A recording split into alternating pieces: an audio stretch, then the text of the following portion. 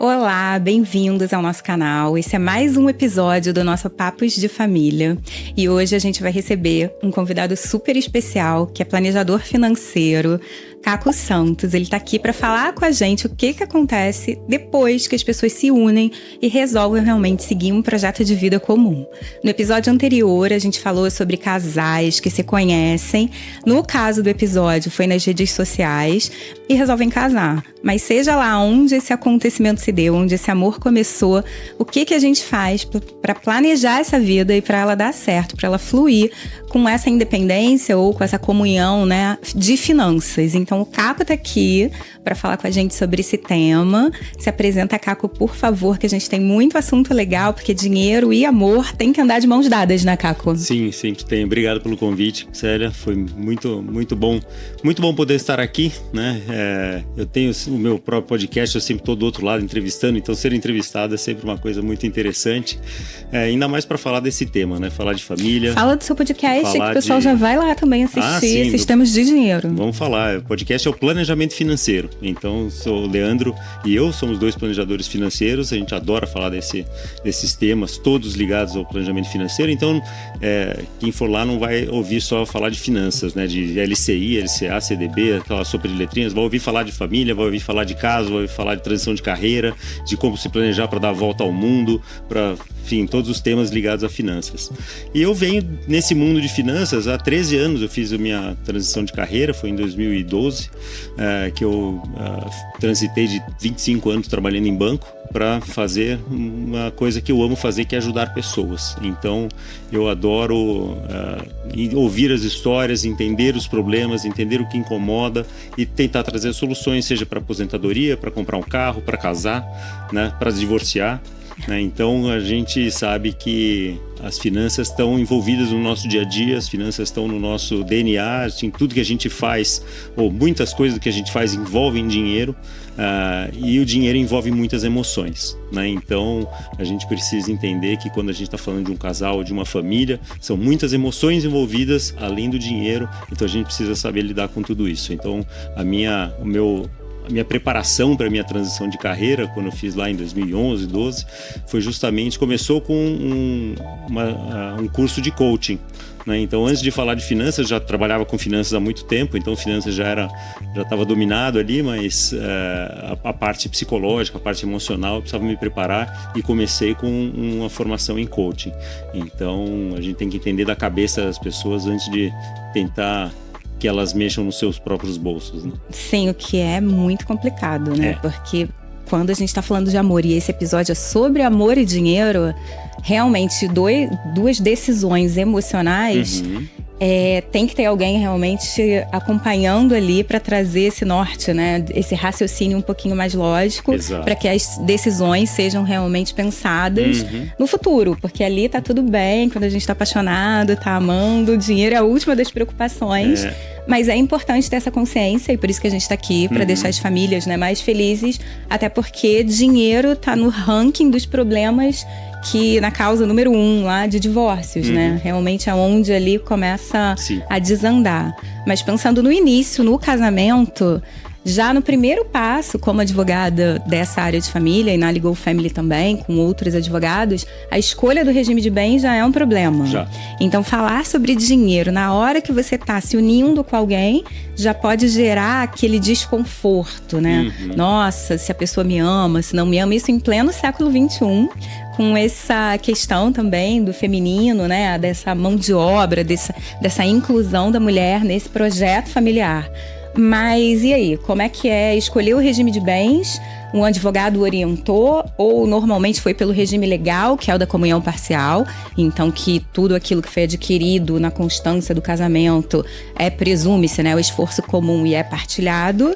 E o outro mais comum é a separação também convencional, que é aquela em que depois, né, cada um adquire o seu próprio patrimônio e não divide. Na sua experiência, esses são os regimes mais comuns? E qual o desdobramento disso durante o casamento mesmo? Que a gente não tá falando de divórcio hoje, hein, gente? É de amor, é de vamos falar de dinheiro junto do relacionamento. Exato. Até para não acabar em divórcio. Exatamente, né? exatamente. Infelizmente, o que eu vejo na prática é que as pessoas não falam disso antes de antes de casar e vão muito no que o pai recomendou, no que o cartorário falou. Então, o que vocês vão casar em que regime? Não sei qual que é, e daí vai.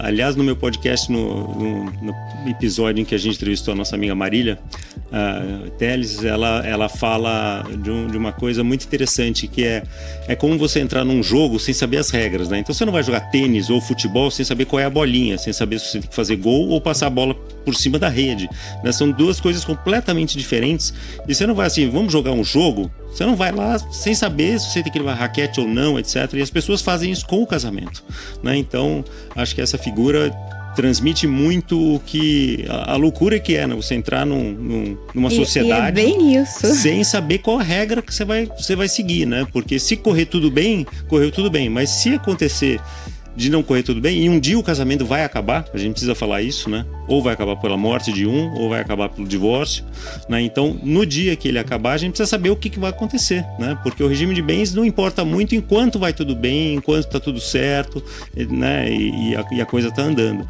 Mas se começa a desandar, aí ele fica muito razoável, e às vezes desanda por causa do próprio regime de casamento, porque as pessoas não se falam sobre isso, porque acho que o grande problema, e acho que a gente vai falar muito aqui, é sobre comunicação, né? E como que as pessoas deveriam se comunicar a respeito de dinheiro. Essa analogia sobre entrar no jogo sem saber as regras é perfeita, porque é exatamente isso. Enquanto tá tudo bem, a pessoa te empresta a raquete. Exato. Ela acha bonitinho você chegar lá sem estar com a roupa adequada, com, né, o instrumento correto. E tudo bem, é exatamente o que acontece no casamento. A nossa regra combinada é essa, mas você não tem dinheiro, eu te empresto. E vai criando Deixa ali... que eu pago tudo e você guarda o dinheiro, que é um dos erros que eu vejo assim, que traz muito problema. Perfeita essa analogia.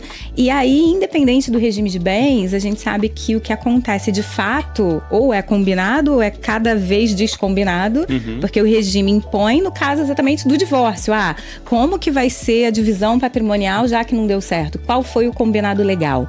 Mas na vida real, as pessoas às vezes têm o regime da separação convencional e tem uma conta conjunta e, assim, por intencionalmente optam por compartilhar a vida financeira. Sim, exato. E o que é melhor para você? Assim, fizemos um regime de bens e vamos seguir. O ideal é ter consciência sobre isso, e se presume que, tendo a consciência, sabem-se as regras e vamos jogar o jogo desde o início.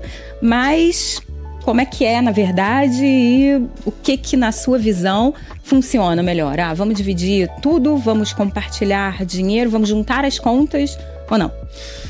Cada caso é um caso. Acho que não existe um melhor, um que sirva para todos, né? Então, é como você falou, acho que o primeiro é ter a consciência, é saber que existem 2 ou mais regimes diferentes, né, que as pessoas podem adotar, quais são as suas consequências, por que se faz um ou se faz outro, né? Da onde vem esses regimes, para que eles servem. Então essa consciência é a primeira, e segundo, conversar sobre isso. Falei, bom, por que casar de um jeito ou por que casar de outro? Então, será que os patrimônios pré-casamento são parecidos ou são muito, muito diferentes? Será que o regime de trabalho dos dois são diferentes ou são parecidos? Então a gente tem uma coisa muito do patriarcado aqui, né, e da coisa do marido que vai trabalhar e a mulher que fica em casa cuidando dos filhos, que tá tudo certo se isso for combinado. E muitas vezes o que eu vejo em muitas das discussões que acabam acontecendo, e muitas acabam em divórcio, é justamente porque se faz um combinado antes do casamento com uma série de premissas, né? Então, mesmo que seja consciente, mesmo que seja conversado, então vamos casar em comunhão parcial de bens, porque eu não tenho nada, você não tem nada, e a gente vai construir tudo junto, meu amor, vamos. Ótimo. Só que daí, depois de alguns anos, a combinação muda, né? Porque os dois trabalhavam, os dois geravam uma renda, e de repente eles têm filhos e, sei lá, o que é muito comum de acontecer, né? O marido está ganhando bem o suficiente para prover para toda a família, e eles preferem que a mãe cuide dos filhos de uma forma mais atenta, mais presente, e que não tenha que trabalhar para isso. Só que como é que fica o combinado financeiro nesse momento, né? Por que não fazer um recombinado financeiro? Falou, então tudo bem, só que, né, eu não vou ganhar dinheiro, eu não vou trabalhar mais, não vou trabalhar mais não, porque quando tem filho trabalha muito mais, né? Mas eu não vou mais gerar renda, então como é que a gente faz para manter o equilíbrio dentro desse casamento, dentro desse nosso combinado. E daí vai importar muito qual o regime de casamento que estão casados, para saber como é que vão fazer isso aí, porque se forem em comunhão parcial de bens, é mais fácil nesse caso, né, porque vão continuando a juntar um patrimônio que vai ser dividido, mas muitas vezes vai ter uma separação total de bens, e daí como é que se faz esse reequilíbrio? Eu tenho um casal de clientes em que isso exatamente acabou de acontecer alguns anos atrás, e eles fizeram um recombinado que no final de cada ano, quando o marido recebe o bônus, quando tem lá a bonificação maior, ele paga todos os custos, né? E, enfim, o casal é casado? O casal é casado. Olha que legal! Casais casados também podem fazer um planejamento. Exatamente, devem fazer um planejamento. Perfeito! E eles são um casal casado que casaram em separação total de bens. Cada um tinha o seu patrimônio, cada um, enfim, ganhava o seu dinheiro e estava tudo certo, mas decidiram ter um filho que não era nem muito o combinado no começo lá. Eles tinham uma cabeça de não ter filhos no começo, resolveram ter um filho e falou, tá bom, e daí ele tá ganhando muito bem, e ela, enfim, ia parar de gerar renda, pelo menos na proporção que ela gerava antes. Então eles fizeram esse combinado de que a cada ano eles vão dividir o bônus, vão fazer uma conta para saber, e ele faz uma doação, paga TCMD, tudo certo, para que ela continue tendo uma geração de patrimônio em nome dela, né? Que vem dele, mas assim, mas estamos juntos, nós somos uma família, tudo certo, mas se a gente um dia separar, ela não fica descoberta, ela não tem nenhum problema para isso. Então eu achei muito, muito civilizada essa conversa, tive a sorte e o prazer de acompanhar e de poder ajudá-los nesse arranjo, dessa reconexão, desse recombinado, né, para que tudo continuasse funcionando da melhor forma possível. Aproveitando esse exemplo, que é maravilhoso, né? Realmente, de pessoas que estão ali compartilhando a vida e conscientes, e tem essa comunicação. Sim. Que permitiu que elas voluntariamente procurassem uma ajuda financeira para organizar e recombinar a questão patrimonial. Mas, para não virar uma DR, né? Para dinheiro não ser no início, a gente vai chegar nos filhos, tem muita coisa aí também para falar. Mas antes disso, casamos, escolhemos o regime de bens, estamos apaixonados e as coisas, né, estão ali meio perdidas. Mas alguém, um dos dois, sente a necessidade de falar sobre isso. Vamos pensar no futuro. Tem tanto conteúdo também, né? Gratuito, tanta gente falando sobre planejamento financeiro. Sem contar que a vida tá muito cara. Então faz parte das conversas, porque, né? E o mercado já é nossa, o que a gente vai fazer? Que marca a gente vai escolher? Coisas corriqueiras da vida vão implicar na família. Sim. E aí, nesse momento, duas questões aí, pode ver qual você quer falar primeiro. Mas como incluir essa conversa sem que ela vire realmente uma briga ou que alguém se negue a falar, de uma forma que você acha que funciona ou tem funcionado, talvez dependendo do momento de vida. A gente está falando de casais que se uniram agora, mas não necessariamente são novinhos, né? A gente tem 50 a mais casando, tem cada faixa etária, cada momento de vida, e dependendo da faixa etária talvez fique mais fácil, mais difícil, mas as pessoas já não têm aquela expectativa de construir uma vida junto, de ter filhos, os planos mudam, então esse assunto também. E talvez fique mais tranquilo, porque já está também ali mais estabilizado, é a minha visão, não sei. E a outra questão é, não estamos conseguindo falar sobre isso independente da fase da vida. Como que a gente pode chamar um terceiro? A gente fala muito do mediador, quando em questões de família. Ele é importante para facilitar esse diálogo. O Caco tem essa competência também, né, de mediação. Mas como incluir esse profissional do planejamento financeiro? Qual seria a abordagem que você acha que seria aceita pelo outro?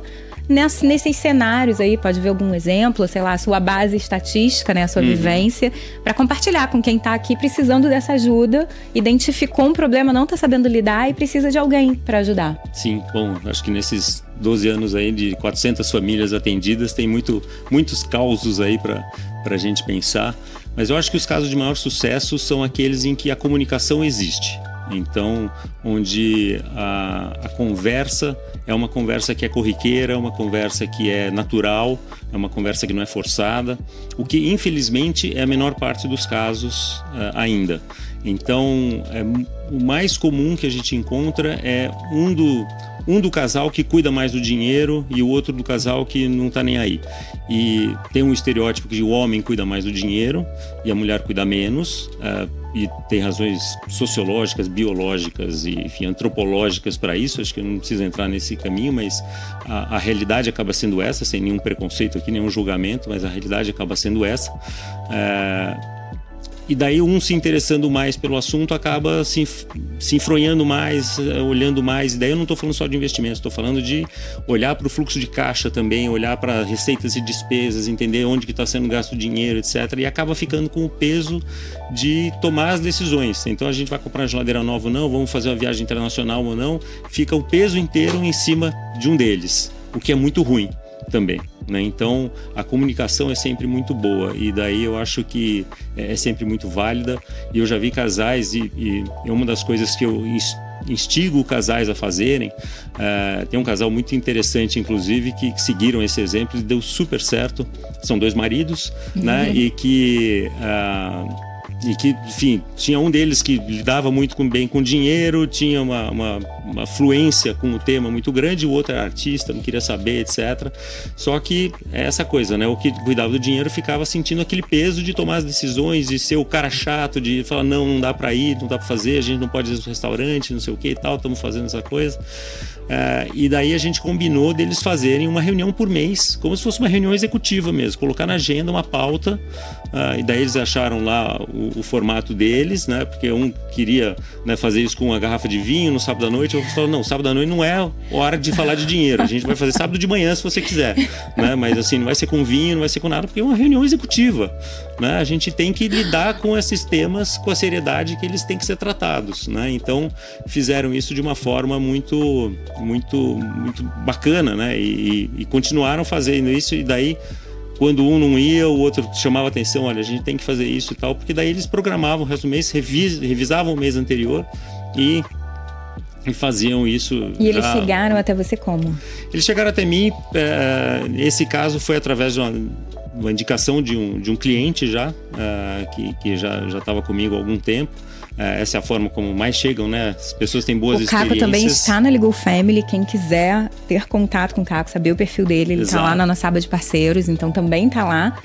Mas pode falar. Então, indicações são sempre muito bem-vindas. E é isso, eu acho que é para vir na sua segunda pergunta, né? Por que trazer um terceiro para a conversa? Porque o que a gente estava falando no começo, né? Dinheiro traz muita emoção, traz muita... emoções afloram, sentimentos vários que estão ali. Então você trazer um terceiro que está desconectado dessas emoções, que está imune a esses pensamentos todos e preconceitos e julgamentos, né, que se faz normalmente em relação a dinheiro, é super importante. Eu, por exemplo, com a minha mulher, eu sendo planejador financeiro há 12 anos, tenho 35 anos de experiência em finanças, mas a gente tem a nossa planejadora financeira, né? Temos lá a nossa planejadora financeira, que é a nossa mediadora, que é alguém que me dá canelada na intensidade que eu preciso, porque eu costumo dizer que a gente nunca se dá canelada na intensidade que a gente precisa, né? A gente dá aquela, dói um pouquinho, mas não dói muito, né? Enquanto precisa doer mesmo, precisa prestar atenção, é ela que fala. Ela fala coisas para minha mulher que eu falando não adianta muito, né? Porque é isso, é alguém de fora, alguém que está livre dos julgamentos, alguém que está livre dos preconceitos e das emoções, e vai falar disso de uma forma profissional, vai encarar os números como eles devem ser encarados, porque é isso, né? A gente tem que separar essas duas coisas. E por isso que eu fui fazer curso de mediação também, né? E tem histórias maravilhosas, se der tempo a gente fala delas, da mediação de casais. As histórias são as melhores, porque fica muito claro. É isso que você falou, de você ter optado como planejador financeiro por um terceiro, fala muito de duas questões, pelo menos para mim. Uma, que você também tá ali aberto para ouvir a opinião de uma segunda pessoa, porque naturalmente, tendo mais conhecimento sobre algum assunto, a gente tende a achar que tá certo, né? Sim. E querer impor aquilo ali. Então, esse terceiro valida ou não essa sensação. E você acabou de falar também, para o outro, outra pessoa falando aquilo que você já disse, Exato. tem uma sensação e um efeito muito mais, né, efetivo mesmo, é muito mais forte e real. A pessoa, então ele não tá falando para implicar, né, a escuta muda também. O que também não é sempre o caso, né, porque às vezes ela fala coisas que eu não estou vendo. Perfeito. Porque das minhas emoções e dos meus sentimentos, etc., às vezes eu quero deixar alguma coisa na sombra. Perfeito. E daí ela vai e coloca a luz do problema. Fala, você não está cuidando disso aqui. Sim, né? sim. Como é que vocês vão fazer com esse assunto? Tanto de um quanto de outro. Tanto de um quanto de outro. Perfeito. E dá para saber muito, né, da personalidade, vendo como a pessoa cuida do dinheiro. Eu tô falando isso porque eu fiz, quando o Caco tava numa empresa dele, um planejamento meu, pessoal. Eu achei incrível, eu entendi muito da dinâmica da minha família pessoal, fui até com a Dani. E achei, assim, maravilhoso. Era um diagnóstico, né? Exato. Era o primeiro passo pra ver se tá tudo bem. Eu falei, vou fazer, vamos ver se tá tudo bem aqui. Porque eu sei que tá tudo bem. Eu sei que tá tudo bem. E aí tinha que colocar lá um post-it no fim da sessão. E o meu foi, nossa, revelador, porque eu sabia tudo, né? Imagina se eu não soubesse.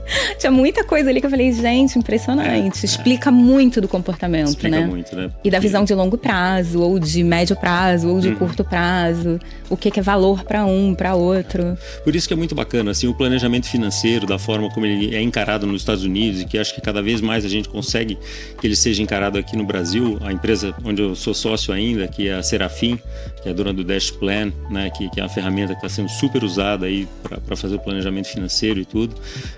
A gente tem o mote de que as pessoas vêm antes de números, né? Então, muitas vezes as pessoas... Uma frase muito comum que eu ouço, Caco, quando eu tiver dinheiro eu vou te procurar. Exatamente. Não, você tem que me procurar para ter dinheiro. Você não tem dinheiro aos 50 anos de idade, o que vai fazer você ter dinheiro para me procurar? Né? Você tem que me procurar para conseguir juntar dinheiro, para você conseguir rever suas contas, para conseguir saber quanto de dinheiro você quer ter, para quê? Né? Porque se você não tem dinheiro até hoje, porque você fez escolhas que te levaram a esse caminho. E né? sair dessa dinâmica, né? Como é que você sai dessa dinâmica?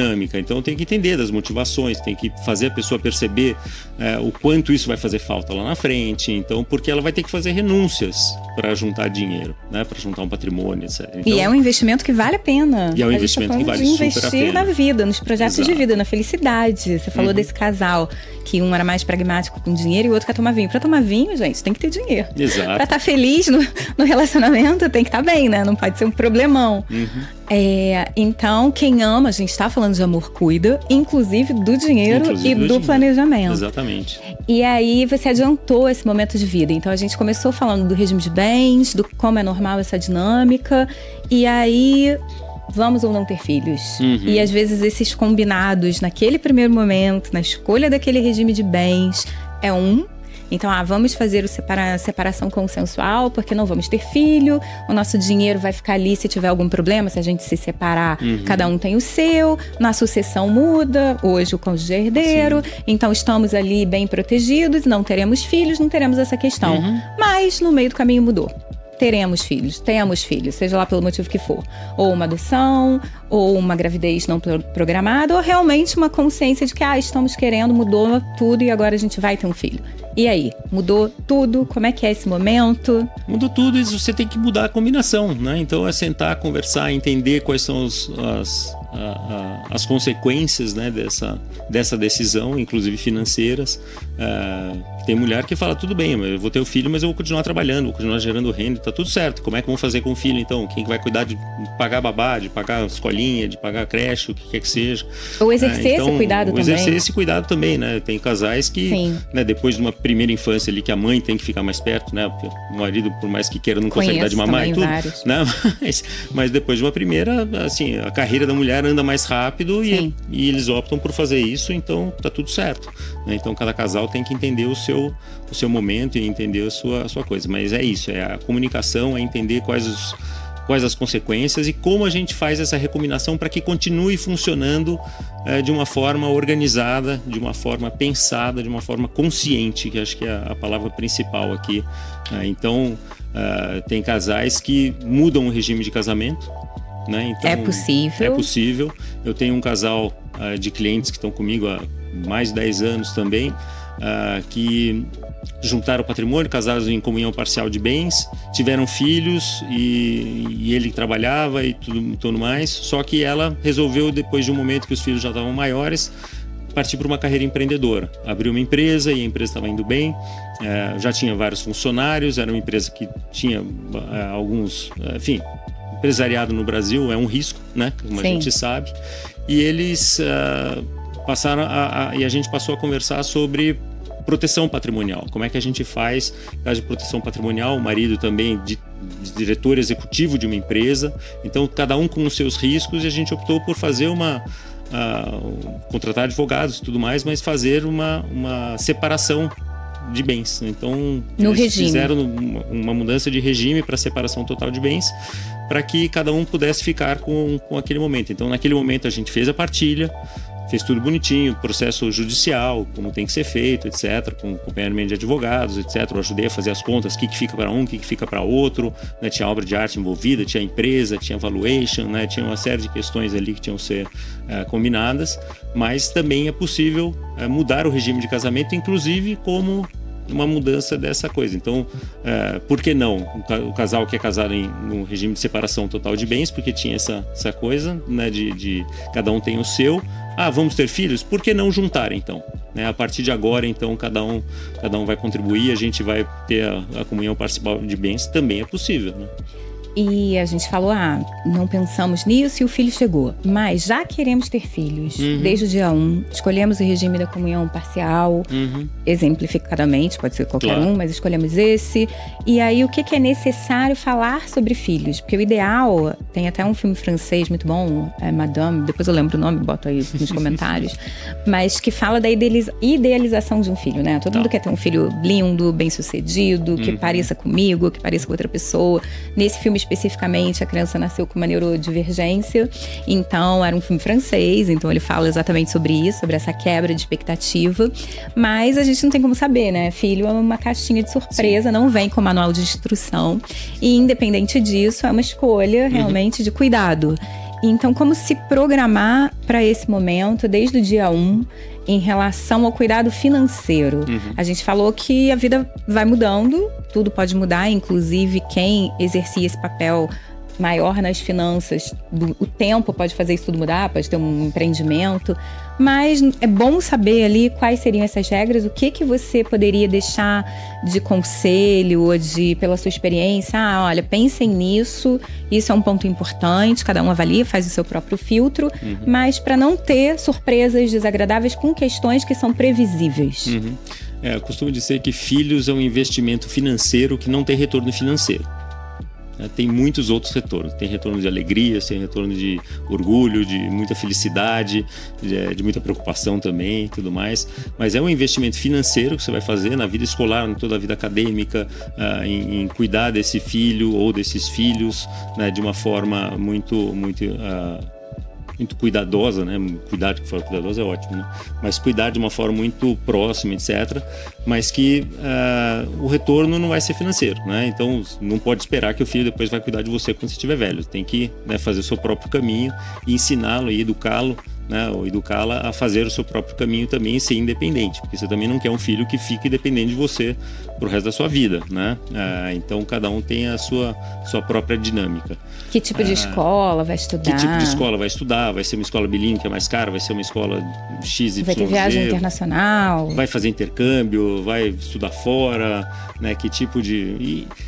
E assim, e ter filho típico já é custoso, já é difícil de tantas decisões que você tem que tomar para educar esse filho, para fazê-lo ter uma vida confortável.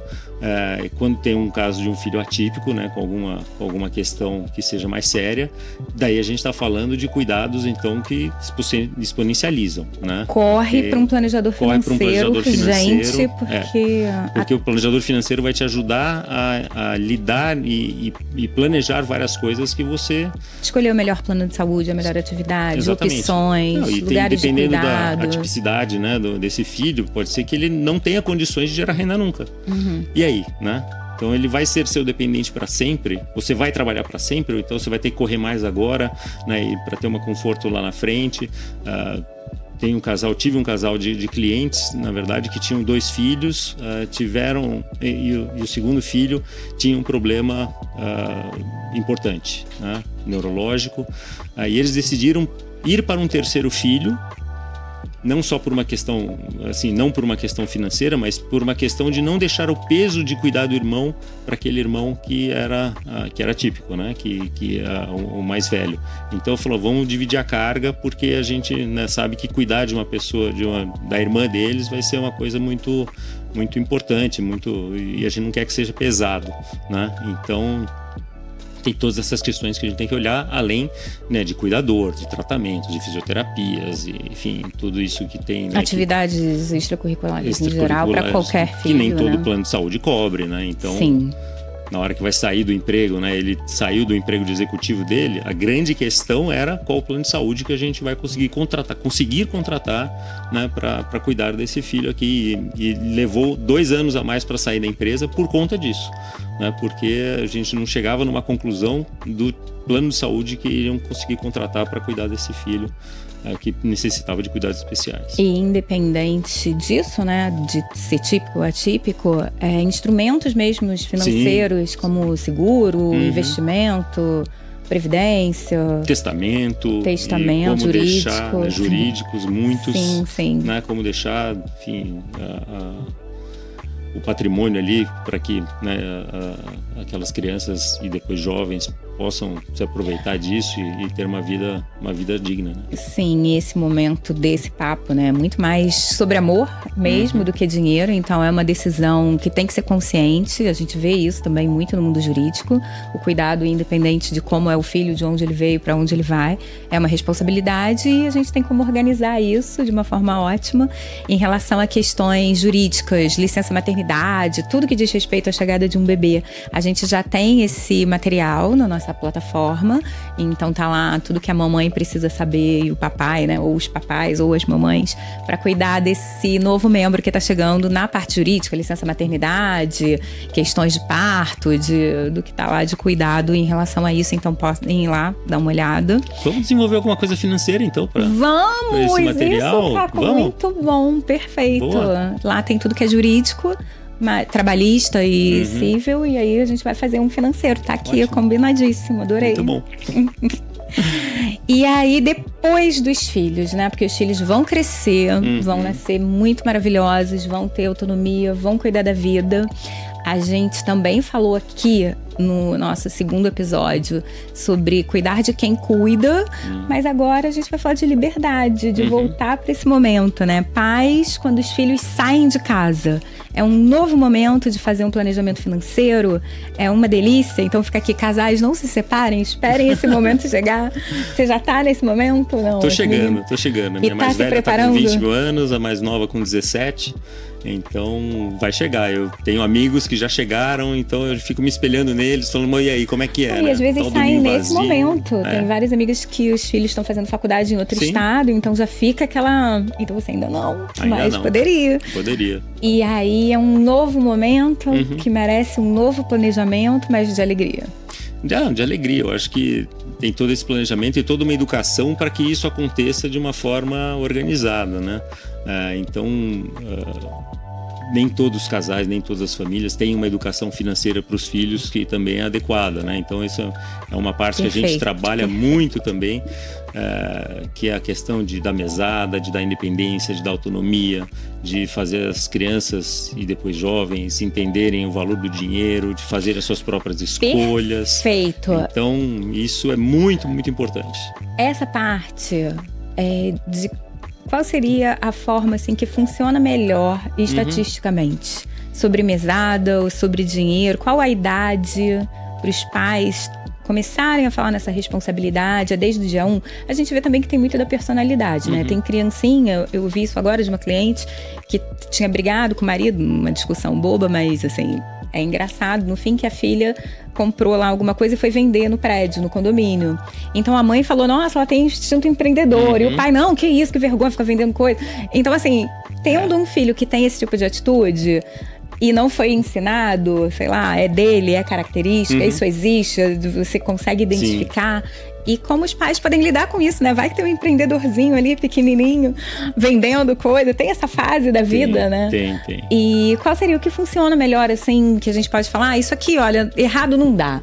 Pode ser que precise de mais atenção ou de um outro método, mas esse aqui, pela minha experiência, é bom. Bom, isso dá um episódio inteiro, tá, Não, Célia? idade... Então, não, rapidamente. Cuidado, que eu amo esse tema. Que bom! Tem um laboratório dentro de casa. Vai voltar. Tem um laboratório dentro de casa, né, com as minhas duas ali. Você consegue ver que tá funcionando. Ai, que bom. Tá funcionando super. Assim, para resumir muito, eu acho que os pais têm que ter essa tranquilidade de saber que os filhos sabem tomar decisões e sabem lidar com as próprias decisões e as consequências delas. O que não é o caso muitas vezes, né? Que tem pais tão inseguros que querem fazer tudo pelos filhos, e isso vai muito além do dinheiro, vai de todas as decisões, do que roupa que vai usar e que vai, né? Se vai usar calça ou shorts se num dia tá frio, aquelas coisas todas. Então acho que na parte financeira, né, a mesada é um instrumento muito, muito poderoso para você dar autonomia para a criança, para ela fazer pequenas decisões, para ela entender, né, que o dinheiro acaba. A partir de qual idade? Sei lá, 5 anos, 6 anos, um pouquinho, né? Obviamente a gente vai adaptando ao longo da vida quanto que é essa mesada. Então, quando é muito pequenininho assim, a gente dá por semana e não dá por mês. E os pais já conseguem observar ali? Já. Porque tem uma experiência famosa, que você com certeza vai saber melhor que eu, mas que fala do doce, né? Isso, marshmallow. E se a criança vai guardar, ela ganha outro. E tem aqueles que não conseguem e comem logo. Eu acho que eu sou essa que come logo. Fato. E aí, isso fala sobre essa questão de pensar no futuro, no ganho futuro. Sim. Ou no ganho presente. Esse teste do marshmallow é super legal. Se você nunca viu, coloca no YouTube lá, teste do marshmallow, que você vai ver esse experimento sociológico que é super famoso e super bacana. E não dá pra gente saber qual é a influência dos pais até as crianças terem chegado naquele teste ali, né? Se são pais que já, enfim, incentivava a criança a esperar ou não e tal, a gente não tem como saber disso. Mas o que a gente tem como saber, e esse estudo foi feito com essas crianças que participaram do teste do marshmallow, é que aquelas que conseguiam esperar tiveram vidas muito mais prósperas do que as que não conseguiram esperar. Então, isso vem de pequeno. Então, quando a gente fala... Mas é possível mudar, né? Eu comeria o marshmallow, eu acho, mas depois eu espero o marshmallow. Claro, sempre é hora de mudar, né? Sempre é hora de mudar. Isso, na verdade, é o tema do livro, né? Que eu acabei de escrever agora, que chama Na Volta a Gente Compra. Perfeito. Né? Então vai ser lançado agora em julho de 2025. Né? Eu tenho um capítulo lá que fala justamente sobre realizar sonhos em família, né? Entre casais. Então tem tudo a ver com o nosso papo aqui. Vai ser o meu capítulo ali, são 23 autores. Então é sobre isso, é sobre a mesada, né? Voltando para... Né, fechando vários parênteses, né, a mesada para mim é um instrumento muito poderoso de você dar poder para a criança, dar autonomia para a criança e ensinar a criança a lidar com esse poder, né? Porque também não adianta nada você dar a mesada e não fazer nada com aquilo. Então a criança gastou tudo em bala e daí você dá mais dinheiro e daí ela tá precisando de dinheiro para outra coisa e tal. Então minhas filhas sabem que tem coisas que se compram com a mesada e tem coisas que a gente compra. Então tem uma blusinha da marca que ela quer comprar, vai ser da mesada. Tem uma blusa que ela precisa para ir para a escola, vão ser os pais que vão comprar, é nossa responsabilidade. Então tudo isso a gente tem que ir moldando e testando, na verdade, vai testando os limites. Eles vão testando muito os nossos limites, né? Uma das frases que eu mais uso em casa: pai, isso aqui é da mesada? Não é. Então tudo bem, então vamos lá. Isso aqui é da mesada? Então não quero. Então elas vão testando, né? E faz parte, né? E é gostoso, é um caminho que incrível. Não é simples, já tem escolhas. Enquanto pais, né? O exercício de falar não muitas vezes, e às vezes dói no coração, né? Você fala não ali para uma coisa que, né, parece tão simples e tão baratinha pra gente e tudo mais, mas que não é pedagógico.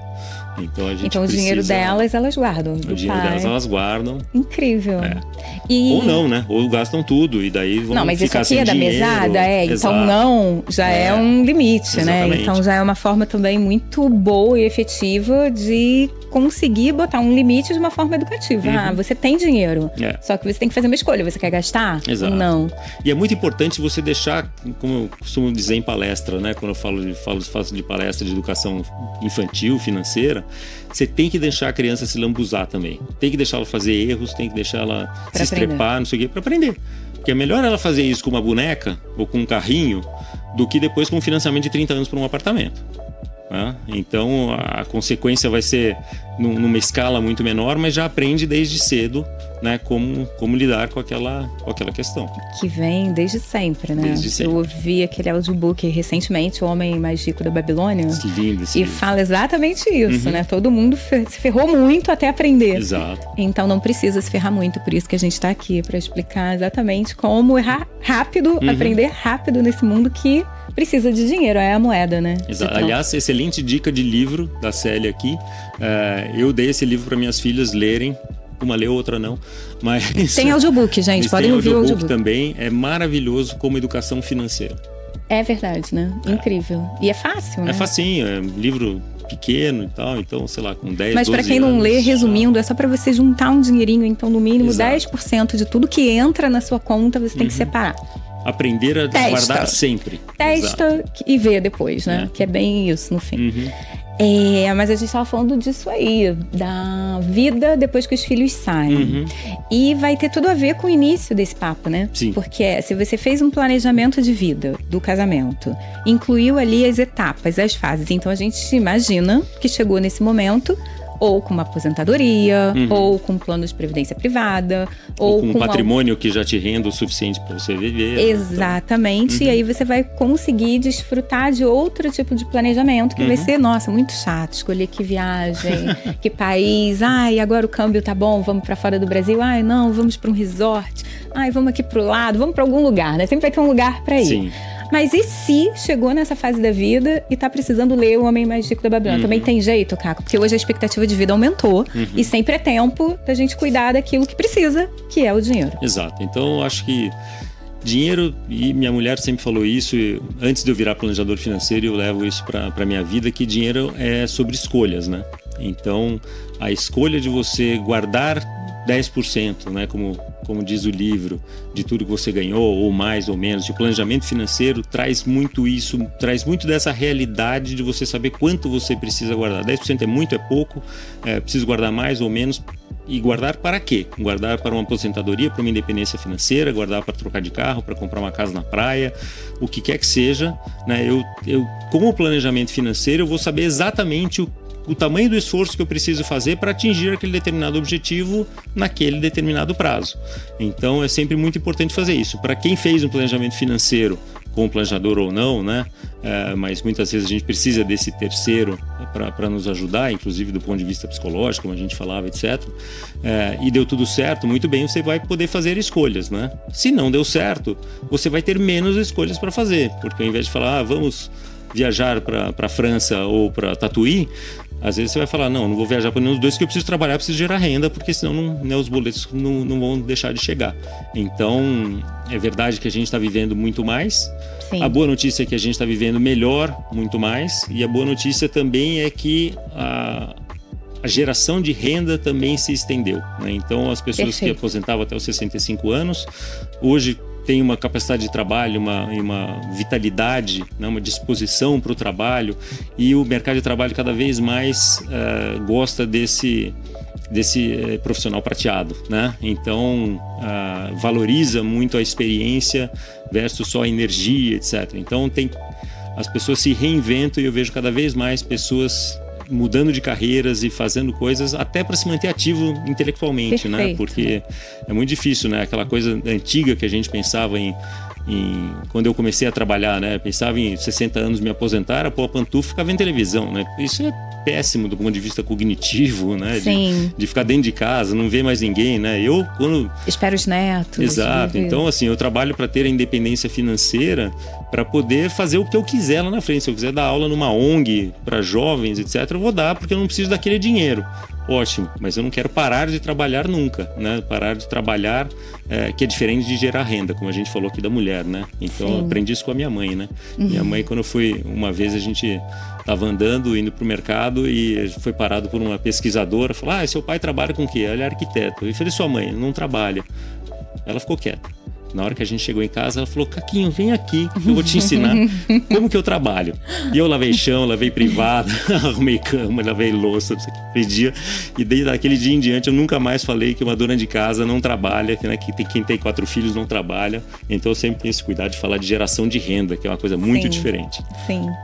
E isso que você falou sobre ser produtivo, né, mentalmente, emocionalmente, tem muita coisa que tem experiência, então até grandes diretores, CEOs depois vão para uma associação ou colocam ali todo o conhecimento. Vão para consultorias, num trabalho conselhos. Voluntário também, Sim. em grandes organizações, pensando em doar um pouco daquele conhecimento do que teve e o quanto esse retorno também é importante, né? Para uma sociedade também mais consciente e que saiba lidar com tudo, com a carreira, com o dinheiro, com a família, com valores, né?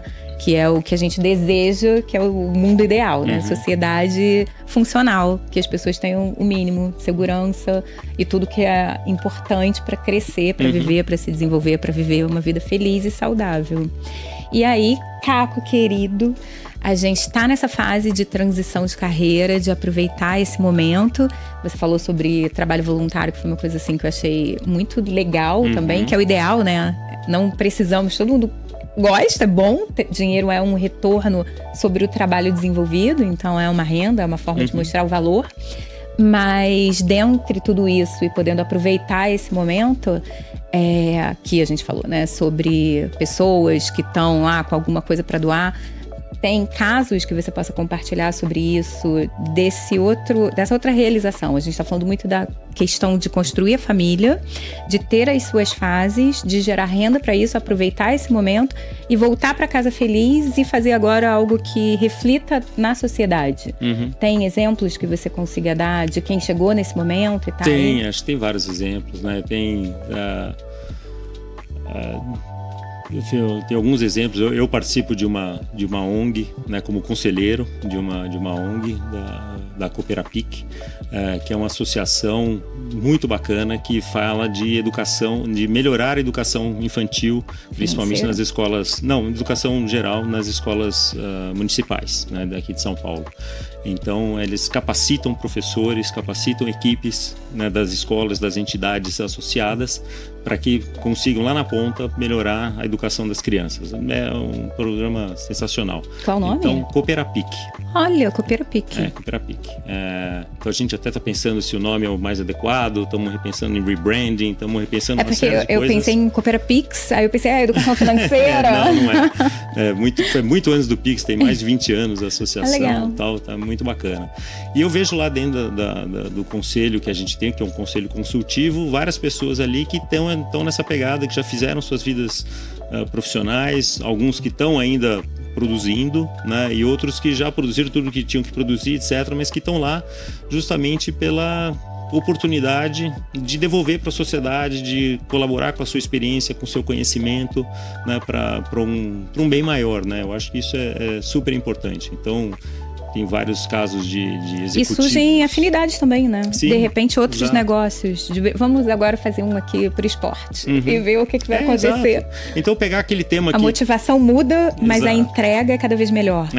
Então, com essa experiência. Pegar aquele tema que lhe é mais caro, se é esporte, se é arte, se é educação, o que quer que seja, e se engajar em algum projeto, alguma coisa assim, eu acho que devolver para a sociedade aquilo que a gente recebe é muito bacana.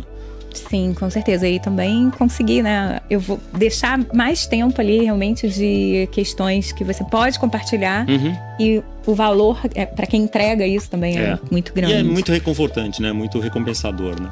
Sim. E caminhando agora para o fim, mas desse tema, porque temos muitos outros, então a gente vai ver o Caco aqui bastante, ainda bem, né? Mas dicas, coisas práticas, assim, que você acha que é importante nessa primeira fase, vamos lá, uma para a primeira fase da vida, uma para depois, quando estão chegando os filhos, e a outra que foi essa aí que a gente falou agora, desse outro momento de vida que conseguimos chegar lá, né? Fizemos esse planejamento. Eu acho que permeando todas essas fases tem um fundo de autoconhecimento. né? Então, quando a gente fala de consciência, você não consegue ter consciência se você não se conhecer profundamente, se você não parar, pensar, se você não for refletir sobre aquilo. E às vezes consegue fazer isso sozinho, às vezes você precisa de um profissional, e tem profissionais maravilhosos. A gente tem hoje no Brasil mais de 10 mil CFPs, que é a certificação que eu tenho de Certified Financial Planner, que é uma certificação de qualidade. Então está crescendo muito aqui no Brasil. Empresas como a Grão, como outras como a Serafim, né, que estimulam. E CFP é para planejamento físico, de pessoa física. De pessoa física, de famílias, né? Então isso está crescendo, é uma profissão que está crescendo muito no Brasil. E que tem para todos os tipos. Então tem para milionários. Eu hoje trabalho num family office que é a Veneto, que a gente tem lá um patrimônio mínimo que faz sentido a gente gerir para os clientes, mas tem o Dash Plan e a Serafim, por exemplo, que, enfim, para quase qualquer pessoa ali com 100, 200, 300 reais por mês, né, que é o valor de uma pizza, de um jantar, né, você consegue fazer um planejamento financeiro, ter uma pessoa te acompanhando. Então, se você não conhece ainda, vai conhecer lá a serafim.com.br ou Sou Serafim no Instagram e o Dash Plan, que são ferramentas maravilhosas para fazer o planejamento financeiro. Então é isso, a consciência, o autoconhecimento é fundamental para fazer com que isso aconteça de uma forma produtiva, de uma forma que te leve para aquele lugar onde você quer. E quando a gente fala de juntar mais uma pessoa, é trazer a consciência também para essa pessoa, e daí a gente vai falar de outra habilidade, que é a comunicação, né? Então a gente falou bastante aqui de comunicação, de se falar. Então, em qualquer fase da vida, tá no começo de um relacionamento, senta e conversa, né? Então tá no começo do namoro, falou, quem que vai pagar a conta? Por que o homem vai pagar a conta? Por que a mulher vai pagar a conta? Vai dividir? Não vai dividir? Tem dinheiro? Não tem dinheiro? Quem que tem mesada? Quem que não tem, né? Minha filha tá nessas, né? Sai com o namorado, cada um paga o seu, porque sai da mesada de cada um, e etc. Então tem vezes que senão os pais vão ter mais um filho, né? Exatamente. Tanto faz, se vai ser de lá ou daqui. Então fica. E daí o interessante é que não fique pesado para ninguém, né? Perfeito. E que cada um, né, se ela sabe se vai no japonês que é mais caro ou se vai no outro restaurante que é mais barato. Então ela toma as próprias decisões. Então a comunicação é muito importante para isso em qualquer fase, né? Então, seja na fase de começo de namoro, antes do casamento. Então falar de regime de casamento é super importante, a comunicação é muito importante para isso, entender de um profissional quais são as consequências, como é que se faz isso tudo. Casou, juntou, tanto faz, né? Porque às vezes não precisa nem casar, né? Faz uma união estável. Sim. Documente essa união estável, entenda quais são os reflexos patrimoniais, né, de ter uma união estável, e fazer os recombinados quando a vida muda. Então a cada evento, né, ou de tempos em tempos, ou a cada evento, né, então qual que é um evento? Casar. Qual que é um outro evento? Nascer um filho, nascer um outro filho, ou divorciar, ou então o filho está saindo de casa. Então todos esses eventos, parar de trabalhar, vou mudar de carreira, vou transitar. Então todos esses eventos são oportunidades para parar para pensar. E acho que assim, eu vi uma coisa muito bonita no Instagram na semana passada, que fala assim da vírgula, né? A vírgula está na frase para dar uma pausa. E a gente tem que colocar vírgulas na nossa vida. A gente tem que colocar umas pausas e parar para pensar. Perfeito. Parar para, né, olhar e refletir, né? Porque essa pausa não é uma pausa criativa, né? Não é uma pausa que você está jogando fora, né? E também a pausa não é para só ficar rolando o feed da mídia social, mas assim, é para pensar mesmo, para conversar, para aí sim abrir um vinho com teu marido, com a tua esposa, teu companheiro, e fala, bom, e aí, o que a gente quer da vida? Né? A primeira parte do capítulo do meu livro, eu conto uma história real aqui de um casal que estava junto há 10 anos e nunca tinha parado para pensar e conversar sobre o seu futuro, que como é que eles estariam dali aos 70, 75 anos. Então isso é muito comum. Então ter essas pausas para conversar, para refletir, para saber e para combinar, né, o que um quer, o outro não quer, né? Porque só para dar um spoiler aqui do livro, um deles queria morar no interior. O sonho dele é morar no interior e ter uma vida simples. E a mulher falou, eu acho lindo, eu não sei com quem que vai ser, porque né? Eu gosto do mundo na capital, né? Eu gosto aqui da minha vida urbana, etc. Então, só que eles nunca tinham parado para conversar até encontrar um planejador financeiro que fez a provocação. Então é muito bacana. Então eu acho que é isso, a dica para todas as fases é o autoconhecimento para poder ter consciência, e daí a comunicação para daí é como se fosse a expansão da consciência para além de uma pessoa, e não é só com o marido e com a mulher, é com os filhos também. Então, a partir de uma determinada idade, onde os filhos já vão ter alguma consciência financeira, já tem uma educação financeira, é envolvê-los também nas grandes decisões. A gente vai trocar de carro ou vai para Disney? A gente vai fazer A ou vai fazer B? Né? Nós, como família, qual é o nosso sonho? Qual é a nossa... Para que a gente vai se planejar? E o quanto a gente pode se ajudar, né? O quanto a gente pode se ajudar. Então... Qual é a contribuição de cada um para esse sonho? Perfeito. Então, esse autoconhecimento, a comunicação e recombinados. E essa conversa constante são do presente. Então, de tudo que você falou, acho que o maior erro, e aí esse episódio está aqui para que ninguém cometa, é não falar sobre dinheiro e não incluir isso na equação familiar. Exato. Tanto do casal quanto da família, né, dos filhos e da vida. Porque tem um tabu, né, muito de que falar de dinheiro é feio e parece que eu tô querendo mais dinheiro, e isso tem uma culpa cristã, e daí... Sim.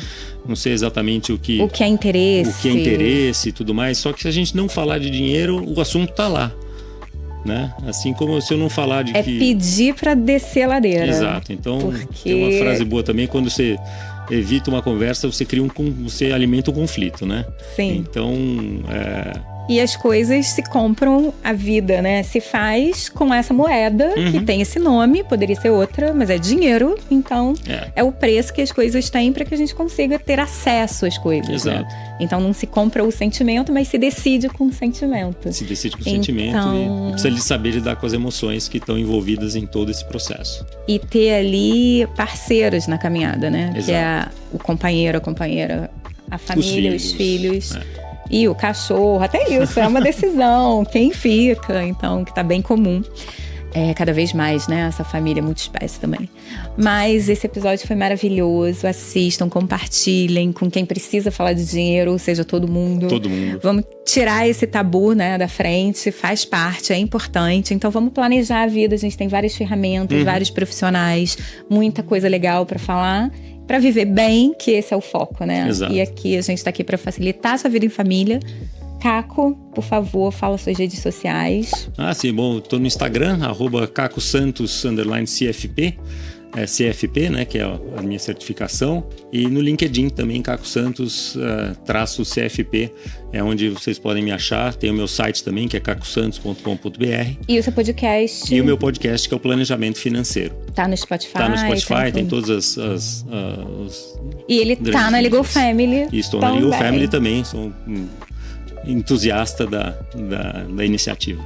E o livro? E o livro que, né, na volta a gente compra, que vai ser lançado agora em julho de 2025. A gente vai colocar lá disponível, o link tudo bonitinho. Vamos fazer também alguma coisa para divulgar. Tem que fazer o jabá. Exatamente. Então fiquem com a gente até o próximo episódio. Foi um prazer e muito obrigada, Caco. Obrigado, por esse Célia. papo maravilhoso. Obrigado pelo convite.